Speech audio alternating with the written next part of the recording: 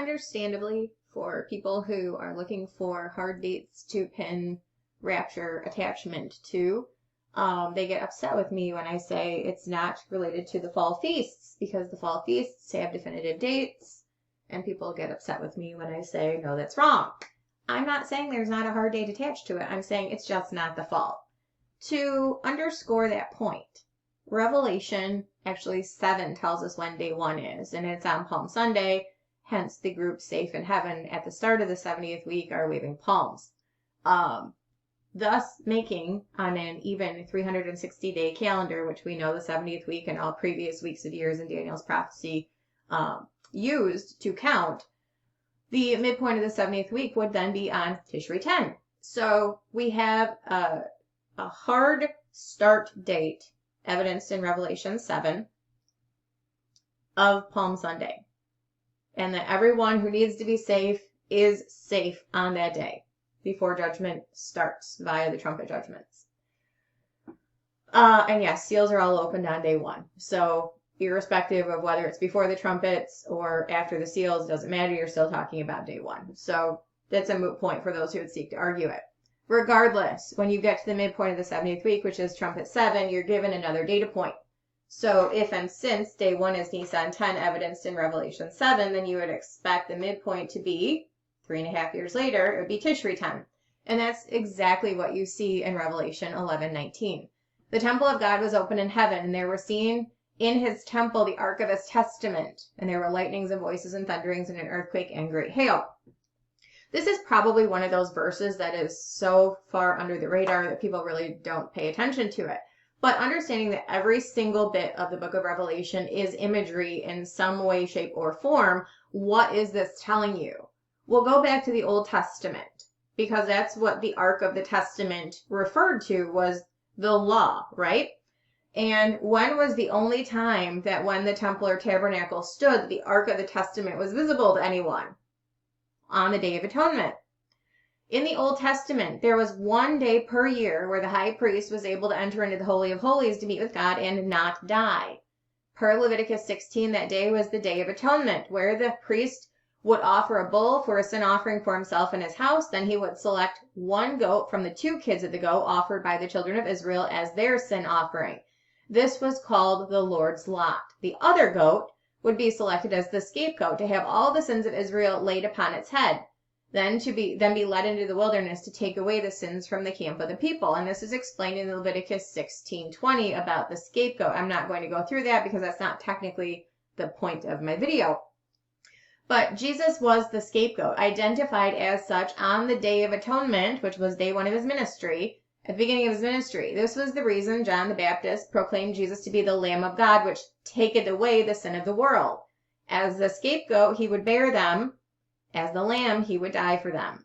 Such is the nature of substitutionary sin-bearing and substitutionary atonement, which is why the Day of Atonement was so important to the beginning of Jesus' ministry, and why the law foreshadowed that back in Leviticus 23, where everybody likes to take it from. It was forward-looking to Jesus becoming the scapegoat on the Day of Atonement, and then declaring Jubilee, which is liberty via the forgiveness of sins, because he just bore all of the sins in their place as the substitutionary sin bearer.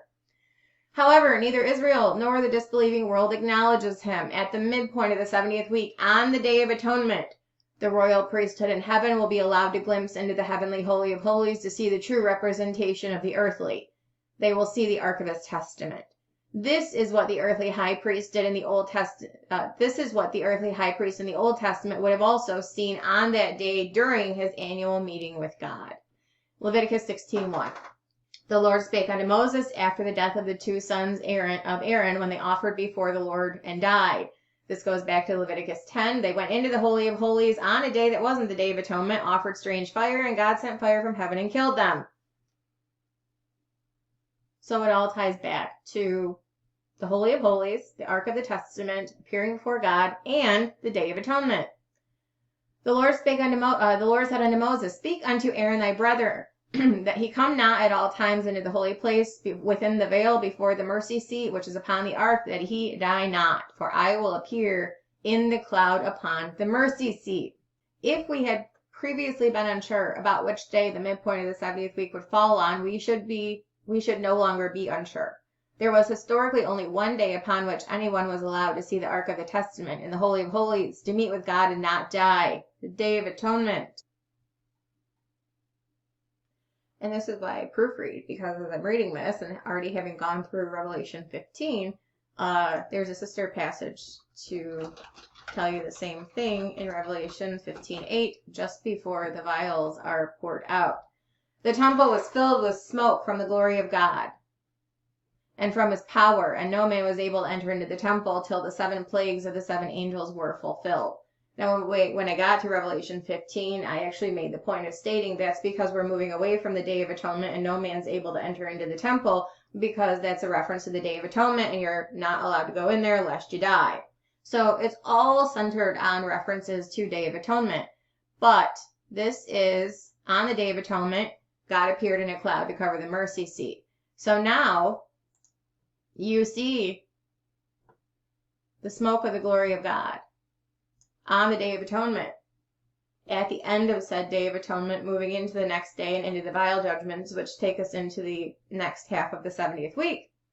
And then you're seeing that after that point, no man's going to be able to go into the temple because you're not on the Day of Atonement anymore. So I just wanted to help people who are open, their ear holes are open to hearing that the midpoint of the 70th week is where your Day of Atonement factors in. Very clearly, in 2 places, it actually talks about that. And I've got the specific verses right in front of your eye holes, so you can see them. That is, 7th trumpet is mid-trib, is related to Day of Atonement. Back up to Revelation 7, Day 1 is related to Nisan 10. So, not going to entertain the, well, what about a gap, people, because your what-ifs are not my what-ifs, and I don't go there. The fall feasts have nothing to do with the rapture of the church. The Day of Atonement specifically is the midpoint of the 70th week, and Revelation in 2 spots will tell you that.